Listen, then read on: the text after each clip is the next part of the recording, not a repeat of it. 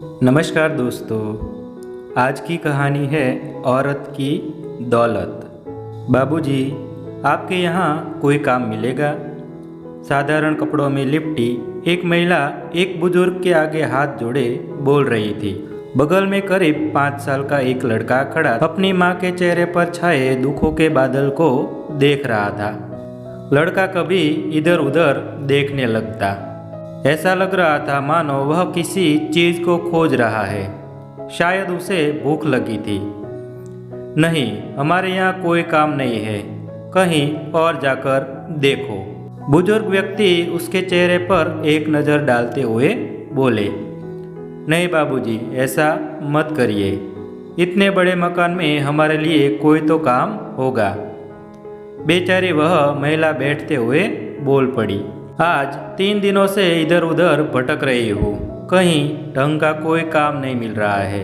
मैं दूसरे प्रदेश से एक ईंट भट्ठा पर काम करने आई थी बाबूजी, मगर भट्ठा बाबू हमें काम देकर अपनी सेज की शोभा बनाना चाहते थे, इसलिए मैंने वह काम छोड़ दिया।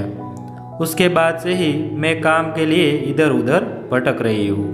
अपने आंचल के आंसू को पोंछते हुए आगे कुछ बोलना ही चाह रही थी कि वह व्यक्ति बोल पड़ा, कौन क्या कर रहा है इससे हमको कुछ लेना देना नहीं है। बस हमारे यहाँ कोई काम नहीं है और तुम आगे का रास्ता देखो। नहीं बाबूजी, बड़ी आस लगाकर आपके घर आई हूँ। इस दुनिया में मेरा कोई सहारा नहीं है। एक विधवा अबला का ख्याल कीजिए बाबूजी। ज्यादा कुछ नहीं लोगी, बस इज्जत से 2 वक्त की रोटी चाहती हूँ, ताकि मेरा और मेरे बेटे का पेट भर जाए और तन कपड़ों से ढका रहे। मैंने कह दिया ना, मैं कोई करोड़पति व्यक्ति नहीं हूँ कि नौकर रख लूँ। बुजुर्ग व्यक्ति गुस्से में खड़ा होते हुए बोले। तभी उसका बेटा विनोद घर से बाहर निकला। क्या बात है पिताजी? अरे पता नहीं कहाँ से सुबह सुबह चले आते हैं सिर खाने। विनोद सामने बैठी महिला को देखकर पिताजी के गुस्से का कारण समझ गया। क्या काम है, यहाँ क्यों आई हो? विनोद उसे घूरते हुए बोला। उस महिला की उम्र 25 साल से ज़्यादा नहीं होगी, मगर गरीबी और लाचारी की मार ने उसे 40 की उम्र का बना दिया था। काम की तलाश में आई हूँ बाबूजी, अगर घर में कोई काम हो तो रख लीजिए। वह महिला खड़ी होते हुए बोली। उसका नाम जानकी था। काम तो है, क्या बच्चों को सही तरह से देखभाल कर लोगी? एक माँ से भी यह पूछने की बात है बाबूजी। तो ठीक है, आज से ही काम करना शुरू कर दो। मगर बेटा, बहू क्या करेगी? पिताजी, वह सुबह से शाम तक तो घर के कामों में लगी रहती है, इसलिए वह बच्चे को देखभाल ठीक से नहीं कर पाती है। यह सब समय का फेर है बेटा, जो हो रहा है वह अच्छा ही हो रहा है। बुजुर्ग आदमी मन मार कर रह गया। भला वह करता भी क्या? काम मिलता देखकर जानकी के चेहरे पर कुछ देर के लिए जमाने भर की खुशी छा गई। मैं आपका एहसान कभी नहीं भूल सकती बाबूजी। इसमें एहसान कैसा? काम के बदले में तुम पैसा लोगी। फिर भी आपने मुझे सहारा देकर एक बड़ा पुण्य का काम किया है बाबूजी। जानकी चेहरे पर खुशी के भाव लाते हुए बोली। उस दिन के बाद से ही जानकी विनोद के यहाँ काम करने लगी।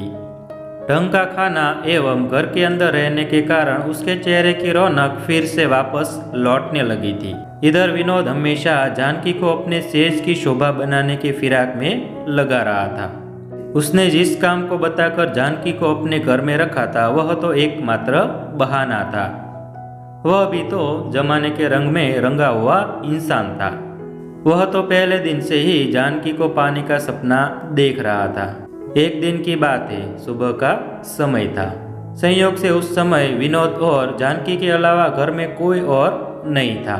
तभी विनोद ने चुपके से जानकी के कमरे में घुसकर अपने मन की मुराद को पूरी करना चाहा, मगर वह असहाय अबला विनोद के बात को नकारते हुए अपने अस्मत् रूपी दौलत को बचाने के लिए उसके आगे गिड़गिड़ाने लगी। यह आप क्या करने जा रहे हैं बाबूजी? एक नारी की आबरू उसकी सबसे बड़ी दौलत होती है और आप उसी दौलत को लूटना चाहते हैं।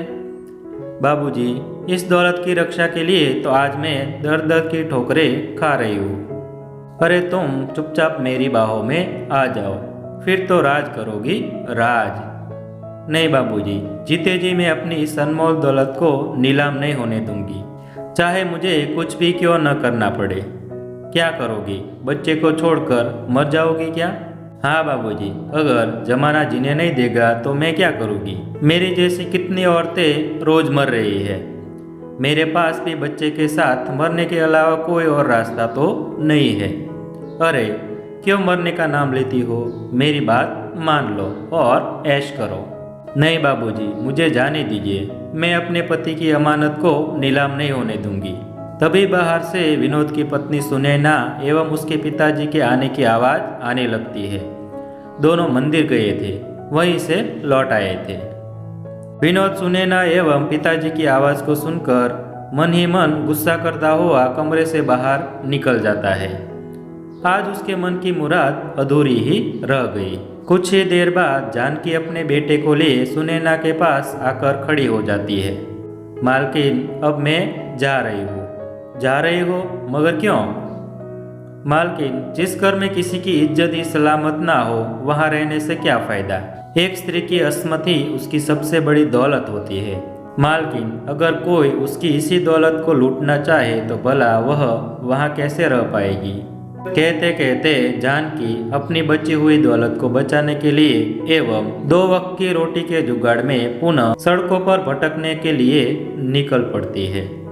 आज जानकी ने साबित कर दिया कि वह गरीब जरूर थी, मगर उसने अपनी दौलत को बचाकर रखी हुई थी।